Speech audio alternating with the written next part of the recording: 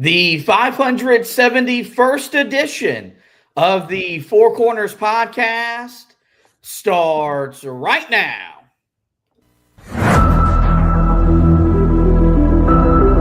This is the Four Corners podcast.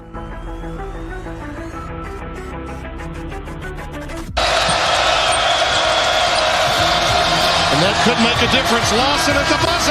Got it! Maybe not. Ty Lawson wins it at the buzzer. Deep three. And Green rips down the rebound in traffic. 4-on-1. What a great job.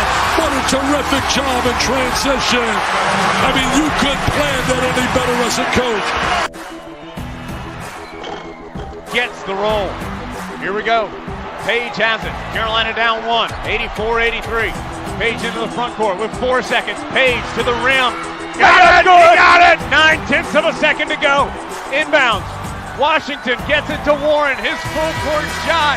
No good. Marcus Page baby. Does it for the Tar Heels.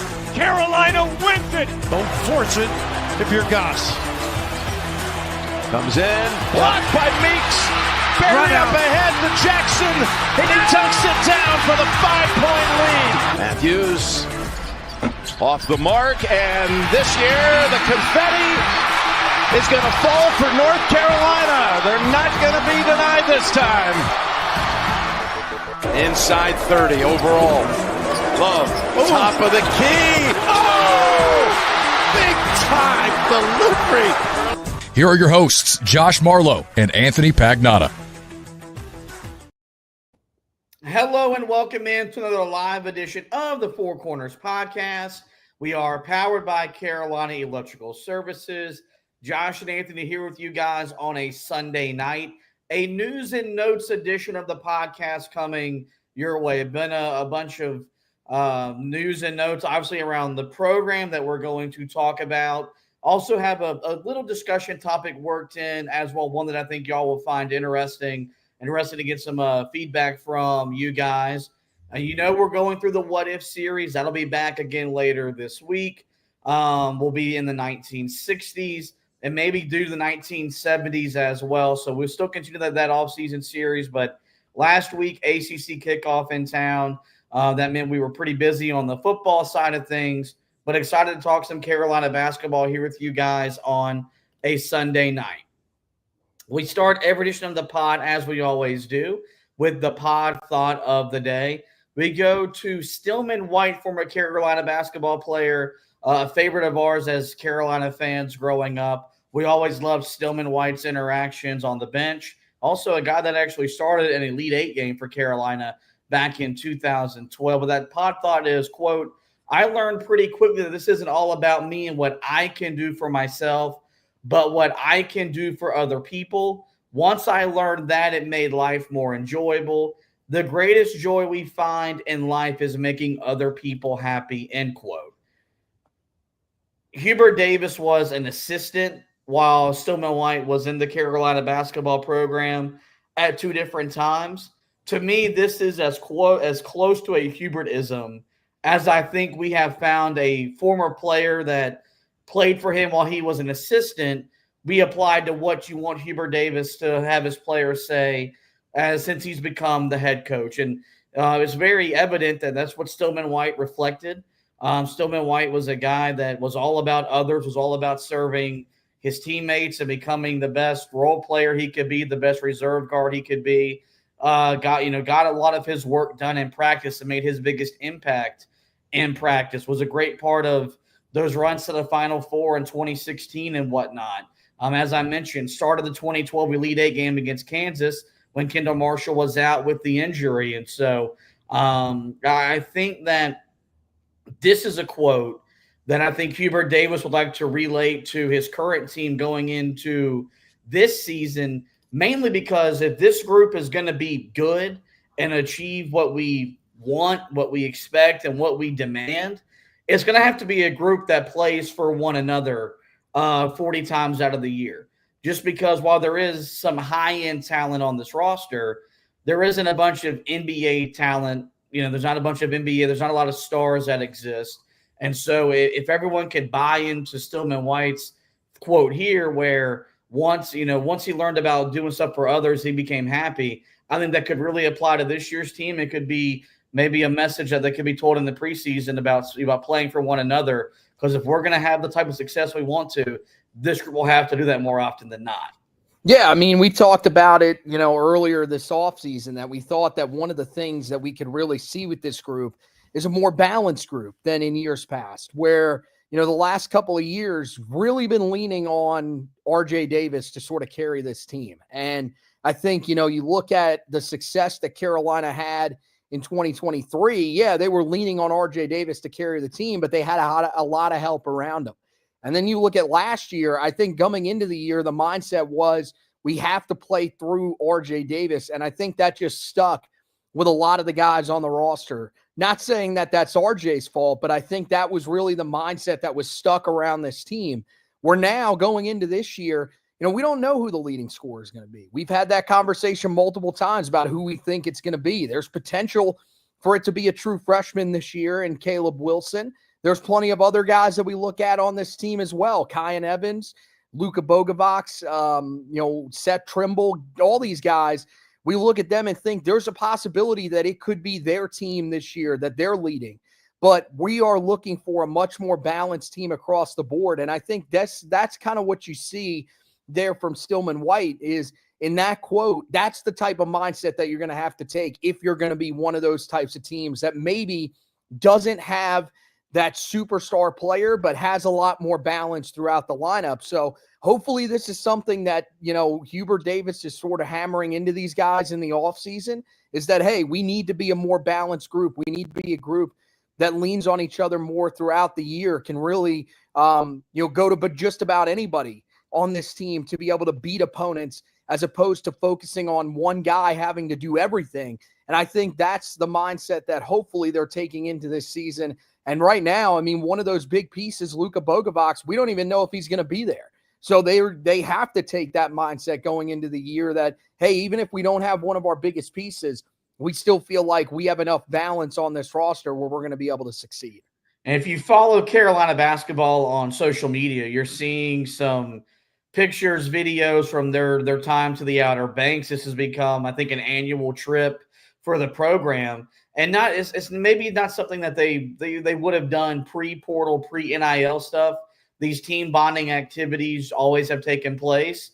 But now there's a heightened sense of importance because your roster changes over year after year. And you're basically you're forcing chemistry. You're forcing guys to come together because you just don't have the benefit of these guys getting to know each other like you had, before the transfer portal became what the transfer portal became, or NIL was such a big deal where we have seen it divide locker rooms, maybe not at Carolina, but at different programs around the country here in recent years. And so, that's also a part of it. Also, while teams that maybe fit what this Carolina team is, where there's not a lot of stars and maybe they don't have the high-end talent to make a Final Four team or win a national championship, but teams that are family, that play for one another, when you're a fan, these are the teams that you remember just as much as teams that won a national championship. Like, we love the 2016 team that made the national title game. We love the 2017 team that won the national championship.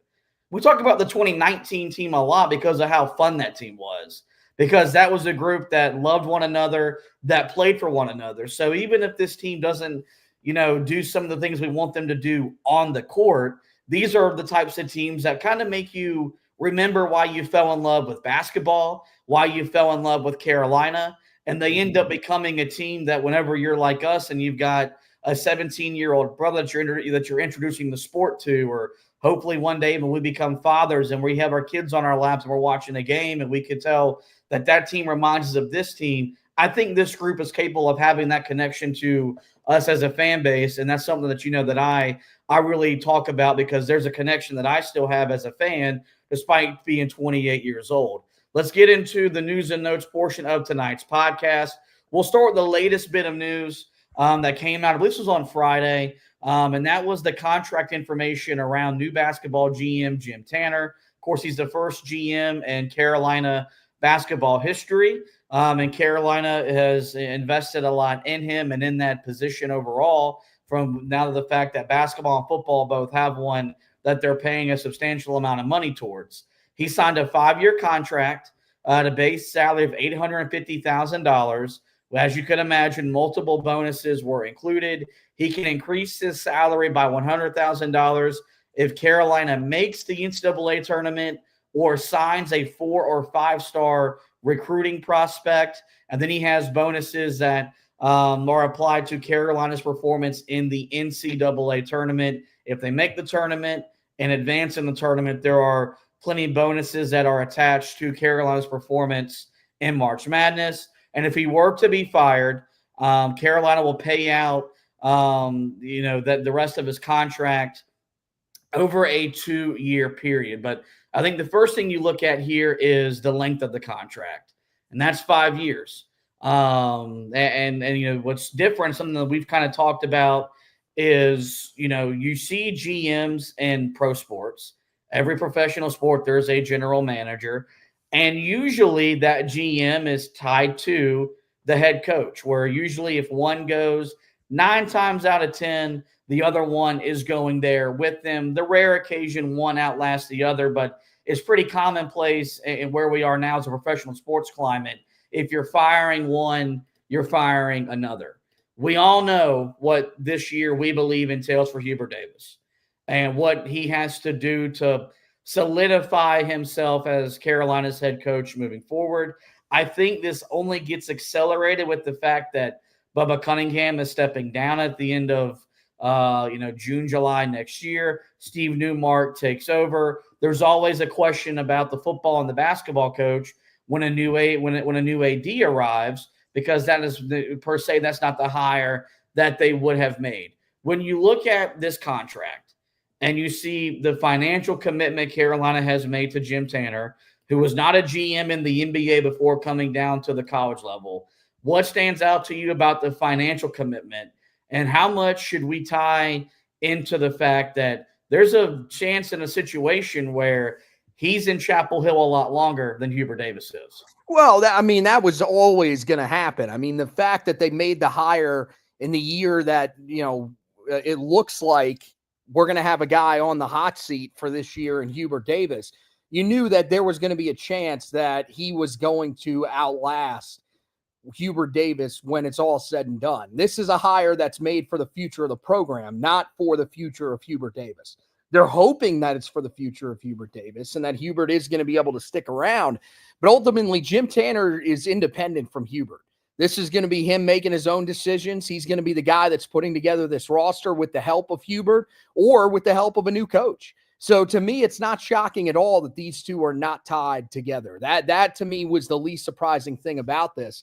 The amount of money, I mean, look, this is big boy basketball. This is what you're going to have to pay for a GM that is going to have any sort of significant background. And yes, he doesn't have any background as a GM at the NBA level. He doesn't have any background as a GM at the college level.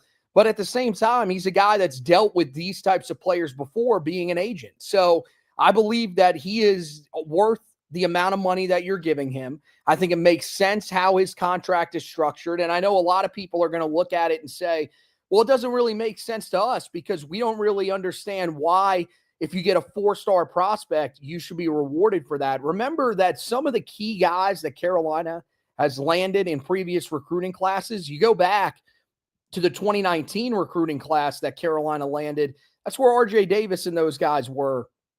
Those were guys that, were 4-star prospects, but were some of the best 4-star prospects in the entire country. They deserve to be guys that you get credit for. So I do think that, the 4 stars, some of the stuff, people will say, well, there are guys that are 4 stars that are almost, ranked outside of the top 100.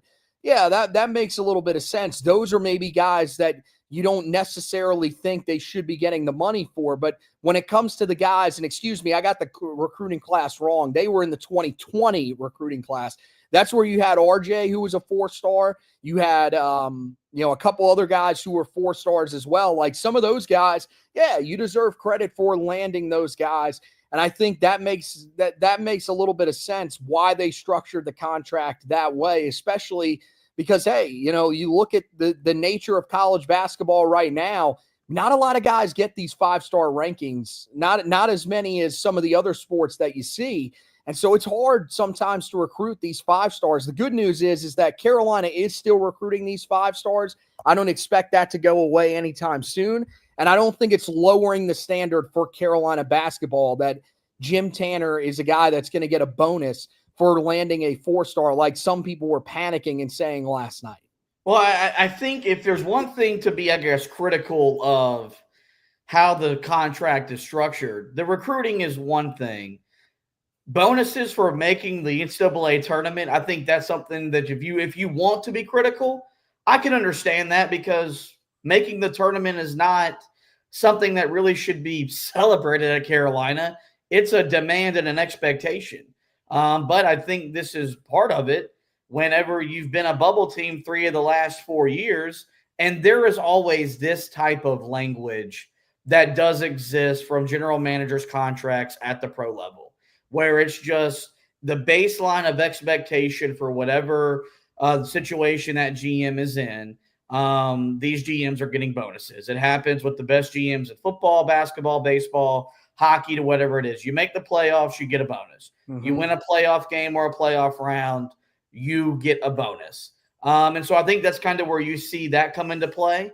This is him understanding, hey, this is kind of how it works at the pro level. Y'all are moving to a pro model. So let's structure it from a payment perspective as what you see in the pros. So, but it's hard for me to look at the length of the contract and the financial commitment of the contract and not be satisfied as a Carolina fan, because there was just so much concern about would Carolina adapt to the climate of college sports and where they are heading. And I think we've seen this department respond in a big way, and that means financially, and the money has been made available. If you go read the article that Inside Carolina wrote about his contract details becoming public, there's basically a part in there where there is language in the contract where if Tanner and or Hubert Davis feels like he wants or needs more money to be allocated for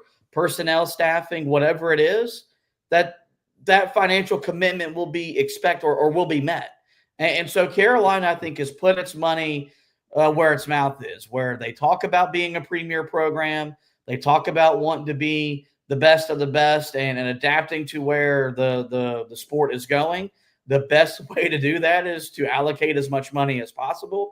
And I think you've seen a pretty strong response since this past year ended the way that it ended, because I think it's fair to say that just, it's more than just the fans that are frustrated. Like, if those of us that don't have a lot of financial investment are frustrated, how about the big boosters that are paying for all the things that are being made possible, what they're seeing with the results? And I think this is an administration from an athletic and then just from Carolina as a whole that prides itself in competing at the highest level and not seeing that on a year in, year out basis. There's probably some embarrassment there because they probably didn't envision this slip in the program after year one, where Carolina, was an offensive rebound away from winning a national championship. I don't want to do this, but this is part of where we're at as a program. And that's kind of speculate about life, maybe without Hubert Davis.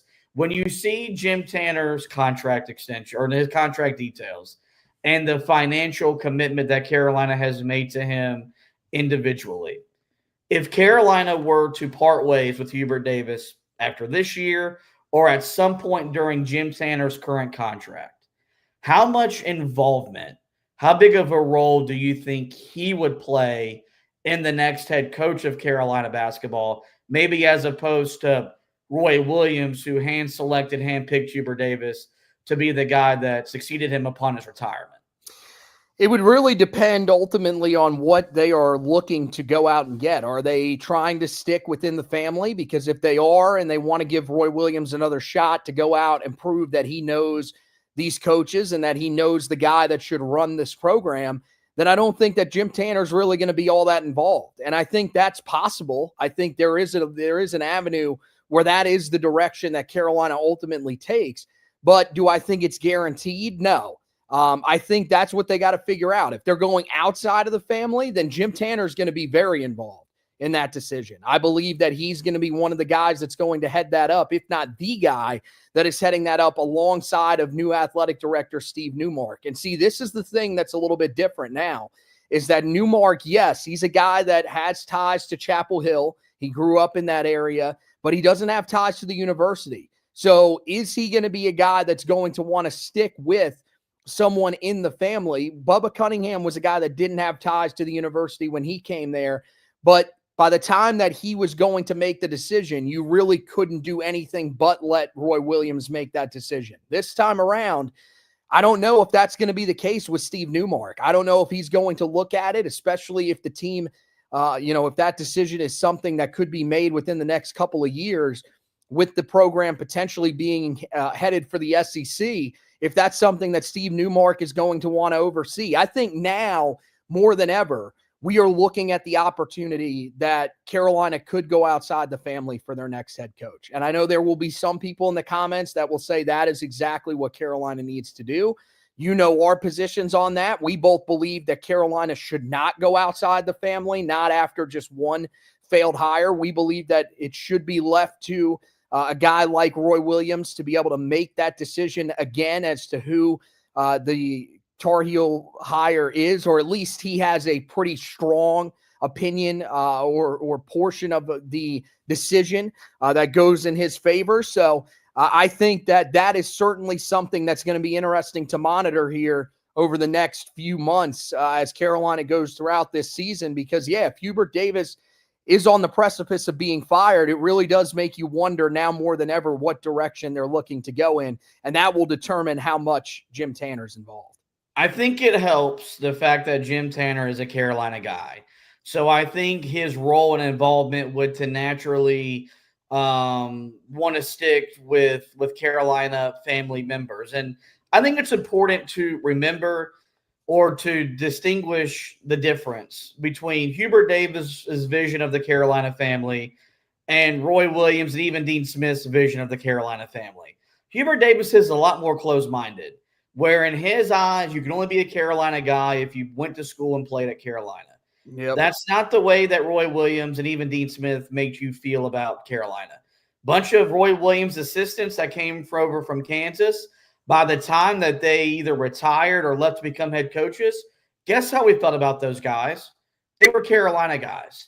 I just had a guy, Bill Robinson, on, a guy who has never coached at Carolina, is a NIA coach, but works Carolina basketball camp, but is a definition of a Carolina guy.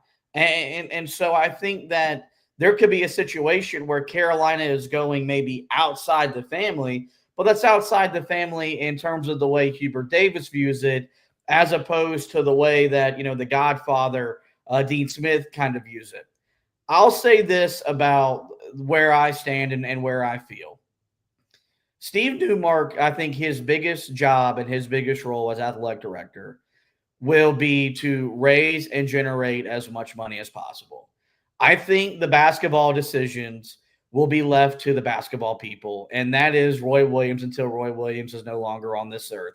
I may be wrong, but I that's just kind of the way that I view the situation. That's the way that I view it should be.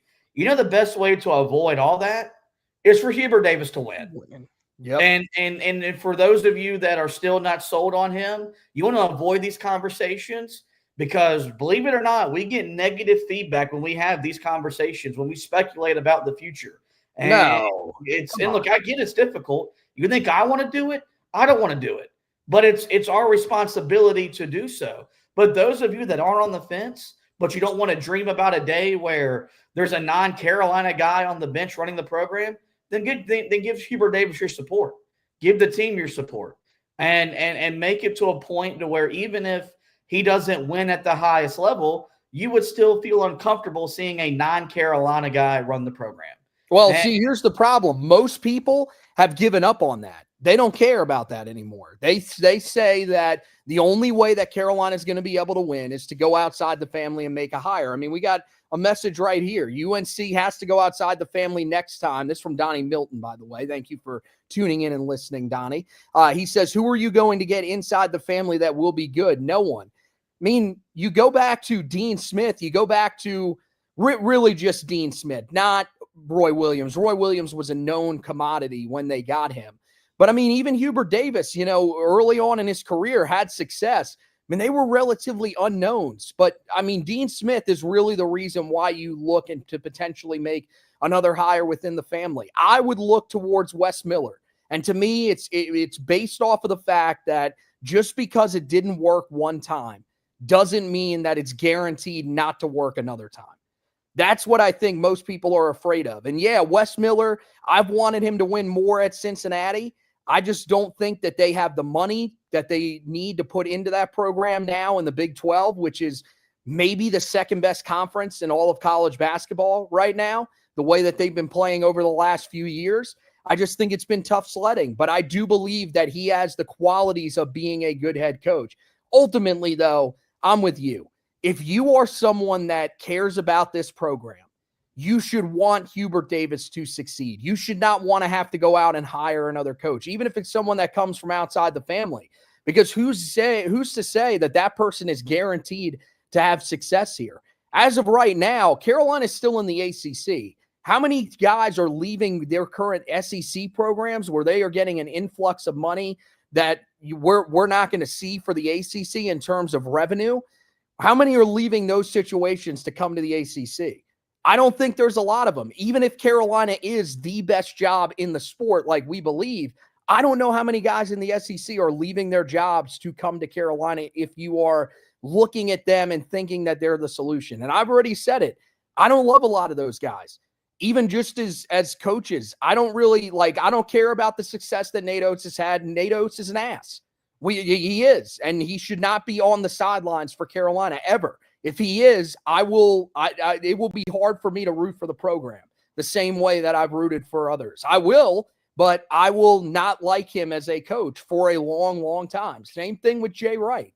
I would not want Jay Wright on our sidelines. You could say it's petty that, you need to get over the loss in 2016. I will never get over that loss. I hate that man to this day. I think the right solution is for Hubert Davis to come in here to win games this season. And I think he's going to be capable of doing it with the roster that they have. I think he is going to be capable of having success, but it's still something that we have to talk about, especially with it looking like Jim Tanner is going to be here no matter what ends up happening with Hubert Davis along the way. Yeah, I'll say this, then we'll move on to our next item. You guys that have been with us from the start know how I feel and how I felt about Wes Miller. That was the guy I advocated for to get the job when the job came open. He's underachieved at Cincinnati. He's underdelivered. That's a top 20, 25 program in the sport. When you look at history, tradition, their ability to generate, great coaches over the years, get great talent in that program, not making the tournament in 4 years at Cincinnati is a failure. And it's kind of surprising, honestly, he has not been fired. You look what Hubert Davis has done. And there's no denying it's been a roller coaster. We've been high, we've been low, and we've been in somewhere in between. You don't achieve the things he's achieved by accident. You don't. And look, I know people will point to Kevin Ollie winning the one-off national title at UConn and then that program falling off. A lot of that, okay, you can make an argument for that. I don't think UConn leaving the Big East for the American helped. There was a dip in interest. There was a dip in funding, because so much of that program's history and tradition and success was tied to the Big East. But Hubert Davis has had a follow-up season to that Kevin Ollie never had. He won an ACC regular season title. He was a 1 seed in the tournament. He's made 2 Sweet 16s. That doesn't happen by accident. And so now, granted, he's still got to become more consistent, and you got to be more consistently high than you've been low here, but he's proven he can do it. It's just about proving you can do it on a consistent basis. And it's what makes the Dean Smiths, the Roy Williams, the Mike Krzyzewskis of the world so great, because the excellence that they produced year over year, they made it look a whole lot easier than it really was. my hope, my belief, and at this point, it's my prayer. It's the biggest prayer I pray every Sunday in church. God, let Hubert Davis win basketball games at a high level. It's that my prayer is that hopefully that starts this year at a much more consistent level like we've been used to over our lifetime as Carolina basketball fans. Moving on, another piece of news that was made official last week. We knew Carolina was going to play BYU at some point in the preseason, just did not know when. But we have that date now. That game will take place on Friday, October 29th, before Carolina hosts Winston-Salem State on Friday, October 24th. They host Winston-Salem State on October 29th. That game will be played in Salt Lake City, so not even Provo. It'll be a neutral site preseason exhibition. The first time Carolina will have played in Salt Lake City since doing so in the 1988 NCAA tournament. According to the write-up on Go Heels, there was not any TV time that was made available. Last year, Carolina played Memphis.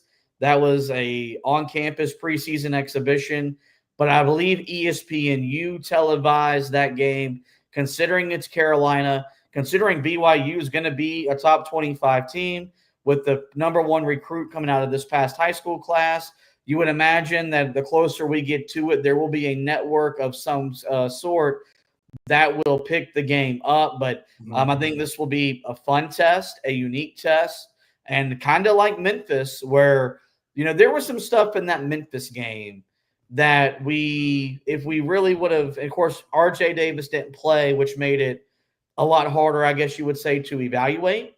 But there were some things that happened in that game that were kind of a telltale sign of what would become of the upcoming year.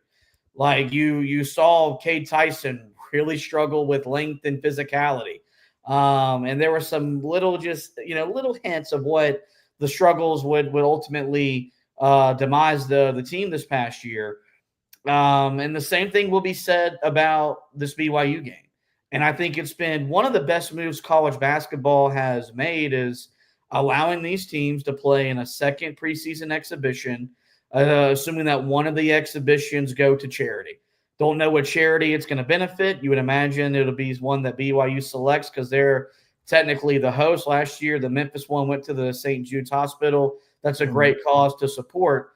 But this is something that I think it's a big win for college basketball because it gets the sport on television at a time where we're in full-blown college football NFL mode, but it gives these teams a chance to learn a lot about one another. So I know it's going to be the heart of football season. We hope it's a great football year for Carolina and whatever NFL team it is you support. But, when they go to Provo on October 29th, that game may not matter in terms of the record books, but we'll learn a lot about what this upcoming season can be. And I can tell you right now, I look forward to watching, writing, and podcasting about that game once it's done. Oh, of course. I mean, this is the greatest thing that they've done is they've taken what used to be these secret scrimmages against these really high caliber teams, and they've turned it into a way to raise money. They've turned it into a way to get it televised and everything like that. And now we get to see these scrimmages. So, I mean, you look at this BYU team, they're going to test Carolina, no questions asked. I mean, this is a team that's bringing back 3 of their 5 starters from a year ago. They did lose, a couple of guys to the transfer portal, but went out, got Robert Wright, who's a really good player out of Baylor, really took a step towards the end of last year and could be one of the better point guards in college basketball, especially coming out of the transfer portal this year.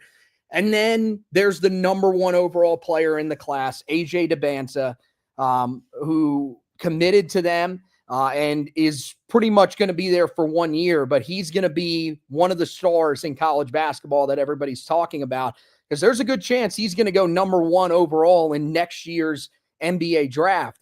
So this will be a big test for Carolina. This will be a great opportunity to learn about what this team is going to look like this year, who is going to step up for them. Last year, I think there were some things that we saw in that game that we knew were a little bit of fool's gold, like Seth Trimble scoring the way that he did, because we knew that with RJ Davis not on the floor, it would look a little different. Well, who knows? Maybe this year, if he comes out and performs really well, not saying he even puts up the numbers that he did in that scrimmage against Memphis, But that's something that could extend into the season because there is no RJ Davis here. I'd like to see this team at full strength during that time because I think that they really need to be for us to learn all that we need to learn about them. And I think that if they do go into that scrimmage full strength, you'll get a really good look at who exactly is going to be playing big roles for Carolina this season.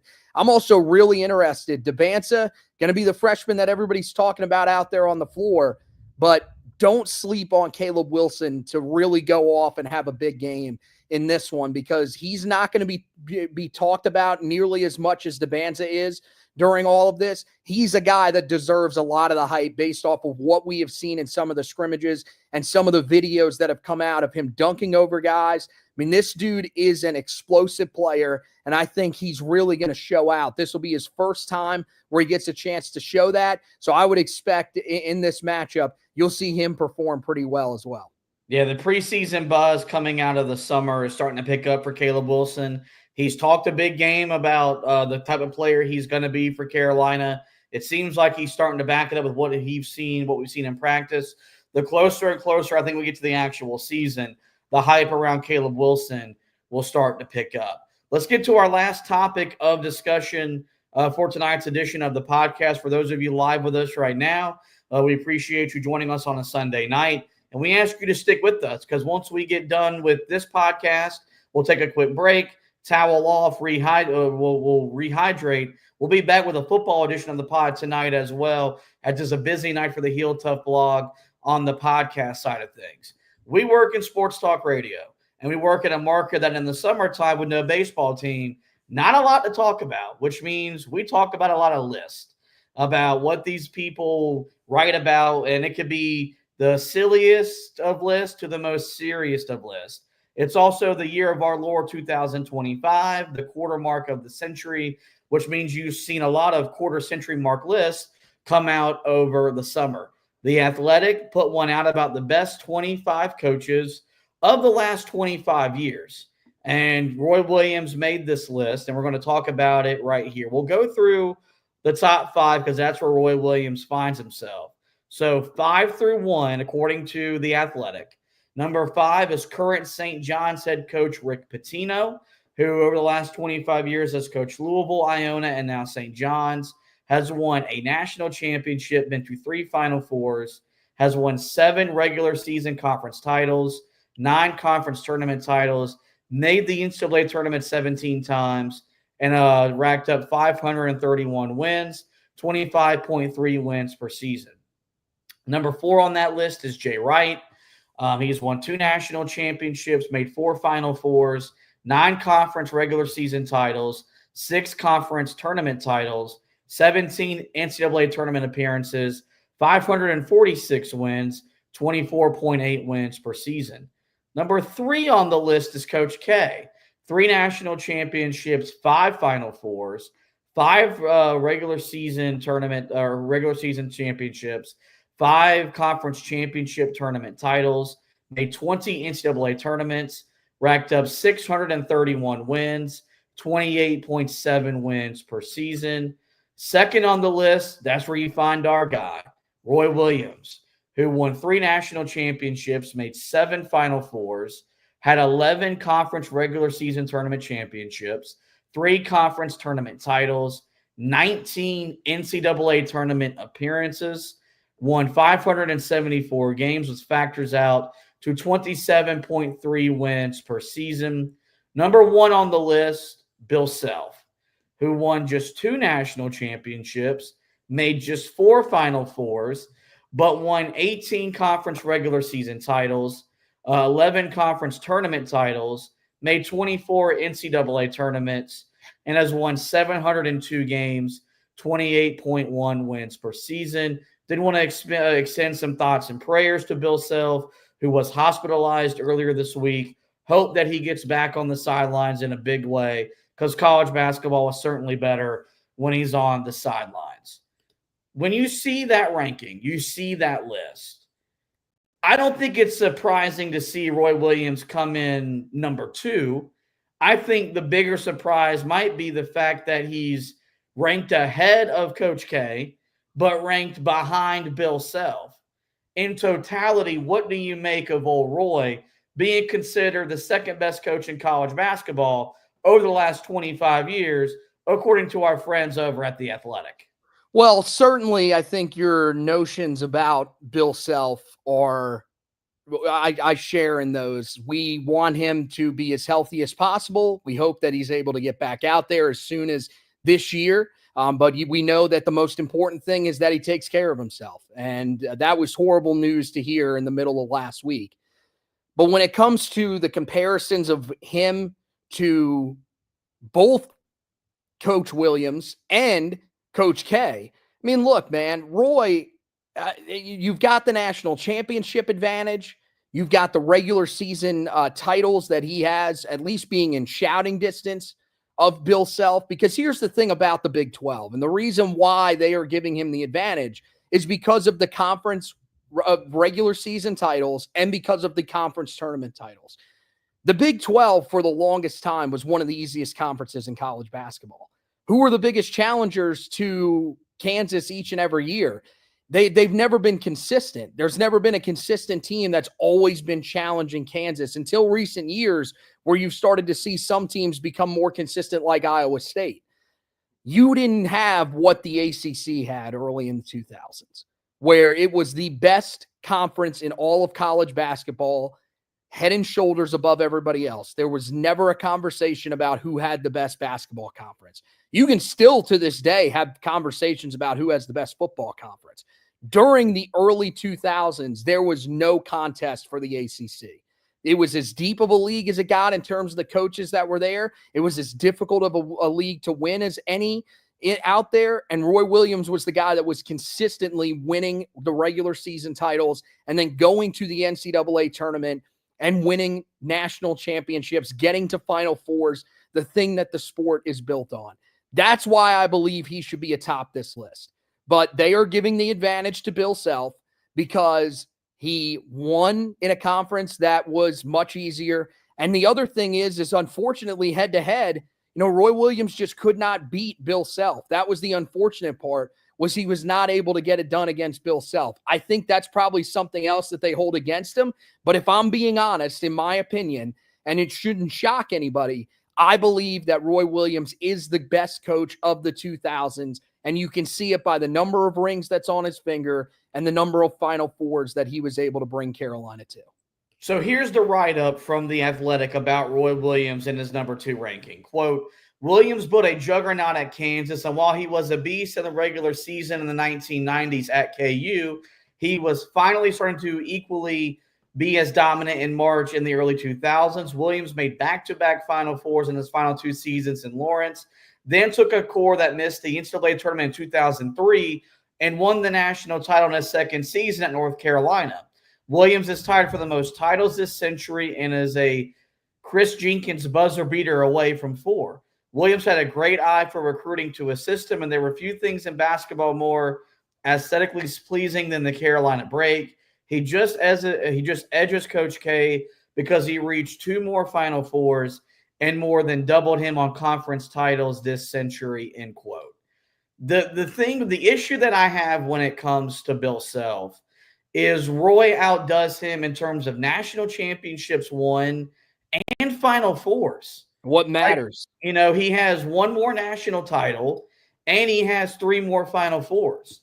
One of the arguments I always make about Roy Williams and where he stands in terms of greatest Carolina basketball coaches all time, because it's not a popular opinion that people want to hear. I think he's the greatest coach in Carolina basketball history. But when you put him on the Mount Rushmore of Carolina or of college basketball coaches, like Dick Vitale does, more so than Bill Self, every time Roy Williams was at least supposed to make the Final Four, every year but one at Carolina, he did so. 2005 preseason number 1 made the Final Four. 2008 made the Final Four. 2009 preseason number 1 makes the Final Four. 2016 preseason number 1 makes the Final Four. 2017, a number 1 seed in the NCAA tournament, goes back to the Final Four, wins a national championship. The only year he did not achieve what he was supposed to achieve was 2012. Preseason number 1, you lose to Kansas in the Elite Eight. What was missing in that game? Carolina's point guard. Mm-hmm. Carolina's point guard under Roy Williams was the most important player individually on the roster and compared to every other roster in the sport. Because the way that Carolina played under Roy Williams, as great as Tyler Hansborough was, they don't win a national championship without Ty Lawson becoming the greatest point guard in the sport that year. As great as Sean May was, they don't win that national title without Raymond Felton becoming the best point guard in college basketball. In 2017, as great as Kennedy Meeks was, who was the MOP of the Final Four? It was Joel Berry. Like, the point guard was single-handedly tied to the success that Carolina had. You take away Kendall Marshall, Carolina making the Elite Eight was still impressive. And people forget that game was tied at 67-67 with 2 minutes to go. Yeah, Kansas ran away down the end. Carolina quite literally ran out of gas. But how many times did, Bill Self, and it's mentioned in his write-up, that you can argue about the lack of success in March. You're talking about a handful of number 1 seeds that never made the Final Four. How many times have we identified going into Selection Sunday, Kansas had the best team in the country, had the best path to the Final Four, should win a national championship, and doesn't happen. That doesn't happen with Roy Williams at Carolina. It happened at Kansas. 1998, the biggest coaching failure of his career. He goes 34-2, doesn't make it to the Final Four. But when he got to Carolina, when old Roy was supposed to be on the biggest stage in college basketball, he was there. And oh, by the way, he still achieved a lot of greatness while an NCAA investigation hung over the cloud of his program. How many other coaches are navigating a 7-year-long investigation and winning games at the level Carolina won at? I don't know how many. And so you can sit here and say that I'm looking at this through Carolina blue lenses, but I'm more apt to say, and it's maybe damning to say, I think I'd have a much easier time accepting him being ranked behind Coach K than I do Bill Self. I know Bill Self owned him head-to-head. And if that counts for something, great.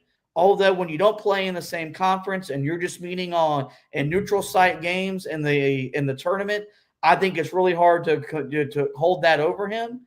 But I don't understand the logic of ranking a coach who has won less national championships and been to less Final Fours over a coach who has tied for the most national titles, went to the most Final Fours in the last 25 years. And as you mentioned, like in college basketball, the pinnacle, like, yes, you want to win the national championship. The bar is Final Fours. Yep. That's the holy grail. He went there 7 freaking times, man. 7's more than 3 by a significant margin. I don't understand how he comes in second behind Bill Self.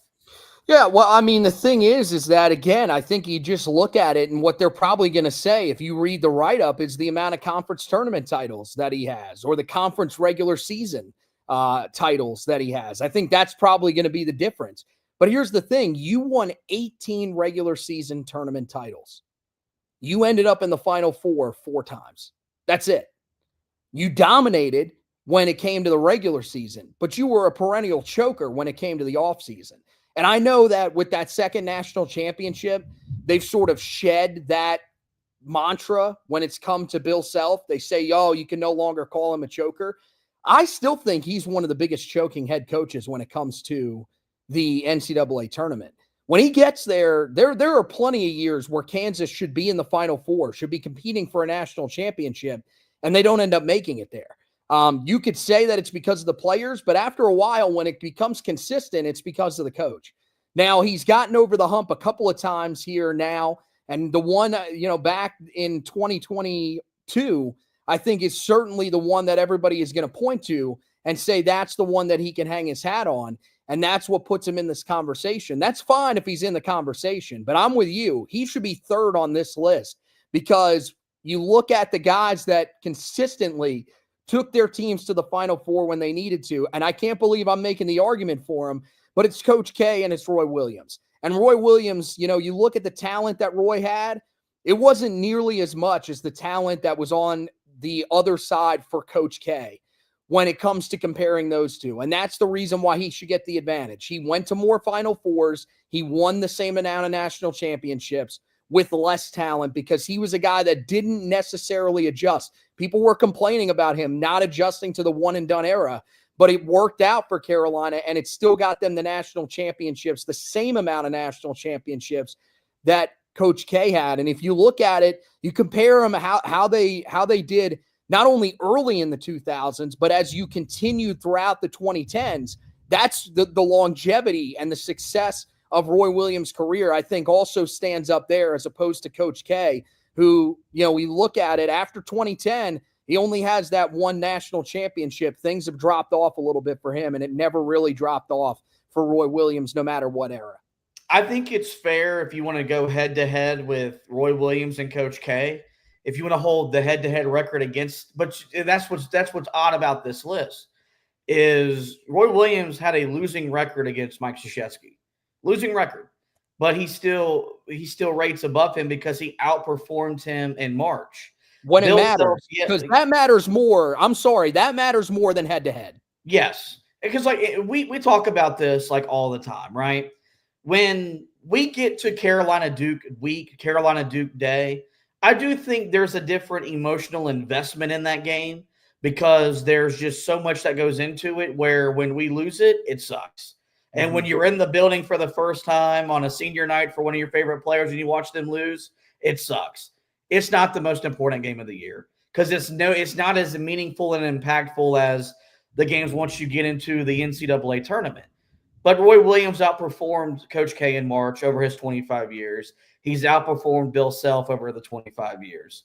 The point I thought you made during your argument against Bill Self was the most correct, is the way that we talk and think about the Big 12 today was not the Big 12 in the mid to early late 2000s. It just wasn't, okay? And I'll tell you this as a straight-up fan of college basketball. I beat my chest. I'm Dr. Quads at the station. I say I watch more college basketball than anybody on the planet not named John Rothstein. I can't prove it, but I say it. I love what the Big 12 is right now. It hasn't always been this good. It hasn't always been this deep. The ACC is today what the Big 12 was when Bill Self was winning year after year and was usually having the conference wrapped up in mid to late February. Whereas for the longest time, while Carolina was winning a lot of ACC regular season titles, they were having to do so while beating Duke in the final game of the regular season, whether that game be played in Chapel Hill, whether it be in Durham. But you also had some, other programs that came along the way that competed at a high level. 2010 Maryland that got as close to maybe winning a national title or feeling like a national program since they won a title in the early 2000s. What about Virginia and what Tony Bennett did once he arrived in Charlottesville? That became a perennial national power year in, year out. You had the arrival of Florida State, the new blood of the sport that, for a while there was a consistent top 25 team, was going to make the NCAA tournament and advance into the tournament. And so I know it's hard for us to say this because we are Carolina guys and we're Roy guys, but to me, I don't quite see their argument. I'll say this and then we'll wrap. I could swallow him being ranked behind Coach K a lot easier than him being ranked behind Bill Self, because at least K has just as many national championships. And the last time I checked, I thought that's what we played for. That's what we thought. That's what I thought mattered. Nonetheless, still fun. Still cool seeing Roy still be talked about in the way that he gets talked about. It's my hope. It's my prayer that when we're doing this list in 2050, that not only is Roy Williams still high up on it, but Hubert Davis is high up on that list as well for all the games he's won, all the Nationals titles won, and all the Final Fours he's taken Carolina basketball to. But we'll have to wait and see. There are more lists like this that The Athletic and other college basketball platforms have done. We will incorporate those throughout the rest of the offseason, separate from the What If series. So be on the lookout for those. Just a fun, unique way for us to generate some college basketball content here in the offseason. 2 closing notes. and then we'll get out of here. Give a round of applause for our guy, RJ Davis. He signed an Exhibit 10 contract with the Lakers following the conclusion of the NBA Summer League. I'll say this as a RJ guy, kind of maybe surprised he was able to get an Exhibit 10 contract because playing time in the Summer League from whenever I felt like I would tune in to watch him wasn't as consistent as you would have liked it to be. But knowing the player that he is, his basketball character, the competitor that he is, you knew he was going to find an NBA home somewhere. And it's great to see him in an organization like the Lakers. And who knows, when LeBron forces him and his son to a new destination, maybe RJ could be the running mate to Luka Doncic that, LeBron James quite simply will never be. That's and who they're eyeing, I think. Yeah, honestly. Yeah, and then the last bit of news of some recruiting, 2026 4-star prospect Bryson Howard, the son of former NBA player Josh Howard, will be on campus this September the 5th through the 7th. So Carolina offered him in mid to late June. They've landed an official visit, the second visit on all of his tour. He starts at Texas A&M. He'll wrap up in Tennessee by the end of October. But Carolina is second on the list. Will not be in town for Labor Day. One of the big recruiting weekends we think is going to be for Carolina basketball around the football opener against TCU on Labor Day night. But he will be on campus the following weekend. Big deal, I think, for right now, Carolina. Schedule as many visits as possible. Position yourself to really bring this 2026 class into focus as we get closer and closer to the start of not only the college basketball season, but the high school season as well. With that, guys, it is going to wrap up this edition of the show. In the meantime, we'll direct you guys to the website. You see it down there at the bottom of your screen, HeelToughBlog.com. We're in full preseason mode for Carolina football. Position previews are already out and being distributed. You have quarterback and running back and the tight end rooms all being written and posted for you guys. You can go and check those out. More of those to come. We get the ACC preseason polling votes later this week. Anthony will have you covered on that front, as well as we're going to start getting you ready for the most anticipated season, I believe, in Carolina football history, with Bill Belichick there on the sidelines. Had the article up today about Bryson Howard. Any news, any notes around the basketball program, I have you covered. As we always do, we encourage you to go to the site every day for the latest and the best coverage of Carolina basketball, Tar Heel football. As for the podcast, you guys know where to find us. Every major podcasting platform, simply search the Four Corners Podcast and we'll pop up. There, we encourage you guys rate, review, and subscribe. That way you don't miss any editions of the show throughout the remainder of the basketball offseason, including the What If series, which returns with the 1960s sometime later this week. With that, guys, it is going to wrap up this edition of the show. One last reminder, if you're live with us now, stay tuned. We'll be back live shortly with the football edition of the podcast, talking about a potential move to the SEC. So you want to be live for that. We'll be here shortly doing that one as well. But in the meantime, want to thank you guys for listening. Want to thank Anthony for hosting with me. As always, go Tar Heels.